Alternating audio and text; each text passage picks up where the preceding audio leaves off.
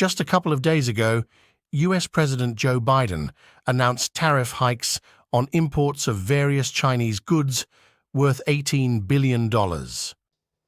After years of warning China, President Biden put his pen where his mouth is today, quadrupling the tariff on Chinese EVs from 25% to 100%. I'm determined that the future of electric vehicles will be made in America by union workers, period. The White House said the measures, which include a 100% border tax on electric cars from China, were a response to unfair policies and intended to protect U.S. jobs. Lithium-ion batteries account for $13 billion of total imports, while various steel and aluminum products, along with medical items like gloves and syringes, make up the remaining $5 billion. Experts suggest that tariffs on these imports will likely have minimal impact on consumer goods prices and economic growth. The larger benefit, they say, might be political, as President Biden seeks a second term in office. The U.S. presidential election is set for November, with Biden expected to face former Republican President Donald Trump in a closely contested race. In this context, China becomes a convenient target in the U.S. election campaign. It appears that the more U.S. politicians criticize China, the more patriotic votes they garner.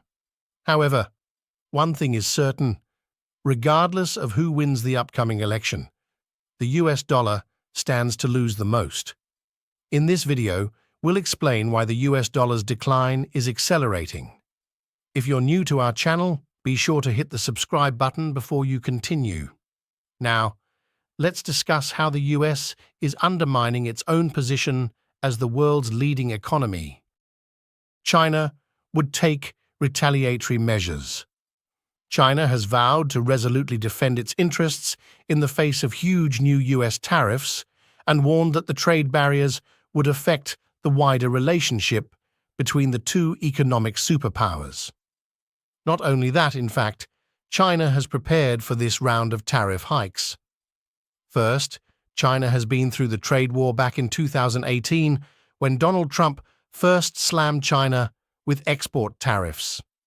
And 6 years after the first trade war, did America win and have China lose? The answer is clear: there is no winner. Apart from the trade war, China has also endured almost 3 years of strict lockdown. This also means that China's economy may be more resilient than most have imagined. The Chinese have, through the trade war, and also closed their borders, yet they are able to prosper and transform their economy to focus on green technology. And because of the tensions between the largest economies in the world, China has grown stronger and has prepared for the worst. US sanctions and tariffs on Chinese exports did not hurt China's economy. The best example is Huawei. Everyone knows that the US sanctioned Huawei using national security as an excuse. But that did not destroy Huawei. Instead, it has made the Chinese telecommunication company stronger. After Huawei's phone sales dropped dramatically due to US sanctions this year, the company has emerged as the champion for phone sales in mainland China. Although the US restricted microchip export to China and even asked the Dutch company ASML to not sell chip-making equipment to China, China seems to be able to survive, and now they are able to produce advanced semiconductor chips themselves. That said, the more the US weaponizes its dollar, the more likely foreign countries are going to reduce their dollar reserves, and this will lead to a weakening of the dollar. In other words, many countries are in talks to ditch the US dollar because they do not want to solely rely on the US dollar, as they may one day become the target of US sanctions. China is stockpiling gold. Investors, households, and central banks in China are increasingly turning to gold as a safe haven asset amidst the country's volatile stock market and property sector. According to a quarterly report from the World Gold Council, China's investment in gold bars and coins surged by 28% to 280 tons in 2023. In the global jewelry market, China saw a 17% rise in gold demand. Additionally, the Chinese central bank has been augmenting its gold reserves for 11 consecutive months. Why is China stockpiling gold? The answer is clear.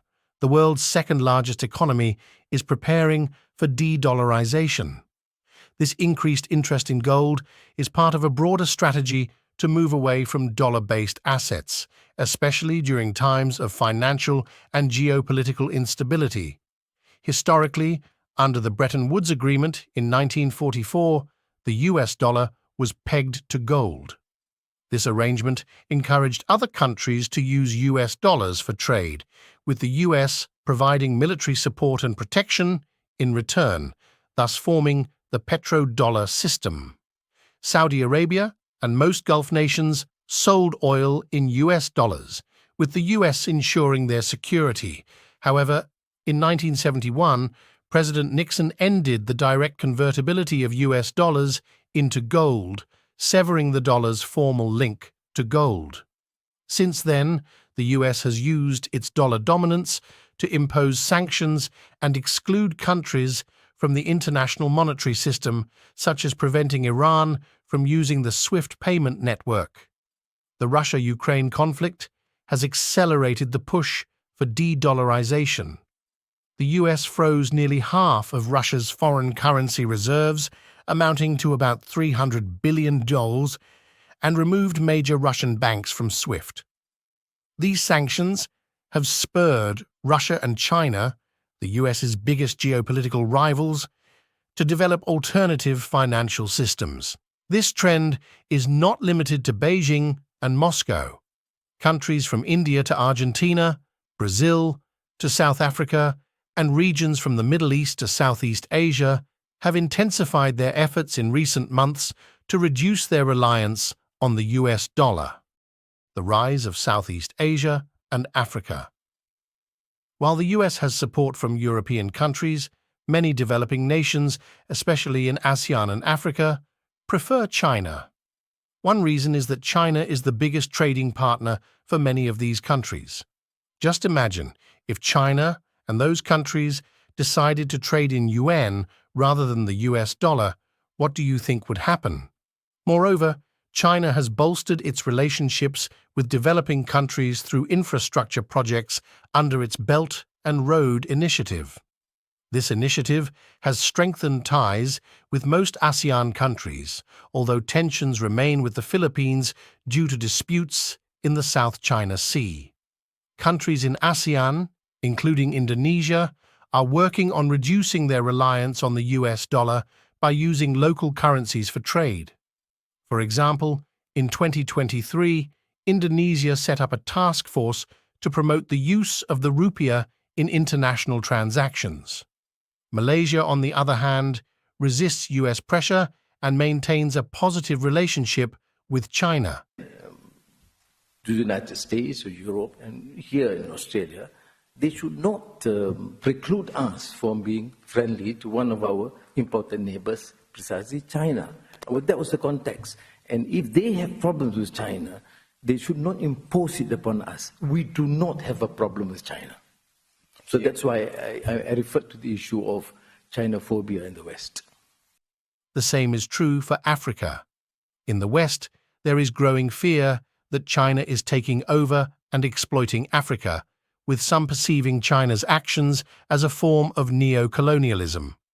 However, while China is heavily involved in Africa, it is not a colonizer. Some argue that China's new military base in Djibouti indicates imperial ambitions. However, this doesn't equate to colonialism, as China is paying the Djibouti government well for the lease, just as the US, French, and Japanese militaries do. And what all about the resources? China pays for them either in cash or through infrastructure projects. This is not the same as the pillaging that occurred a century ago by other foreign powers. Additionally, South Africa is a member of BRICS, which Ethiopia recently joined. One of BRICS's goals is to reduce reliance on the US dollar and promote de-dollarization. With all these developments, the US dollar is gradually losing its credibility and position as the world's primary reserve currency. The actions of the Washington government are largely responsible for this shift. Do you agree with our analysis? If you enjoyed this video, please hit the like button to show your support. And don't forget to subscribe to our channel for more insightful videos like this one.